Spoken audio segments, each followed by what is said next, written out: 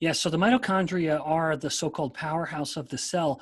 And what is important in that idea is that mitochondria are the site of burning energy, burning nutrients like fat and glucose and ketones and lactate, which are other fuels actually for cells. But mitochondria have, I like you use the word dynamics. Mitochondria do have a life and a cycle. These are parts of a cell that are very fluid, where they come together and they pull apart. But insulin resistance and the chronically elevated insulin prevents that dynamic cycling of mitochondria. The process whereby the cell replaces old parts of itself and makes new parts of itself is called autophagy.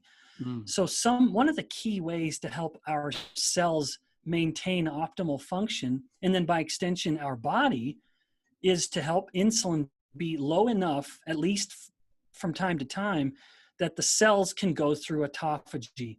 Because insulin is probably the most powerful inhibitor of autophagy. So when insulin is up, autophagy has stopped.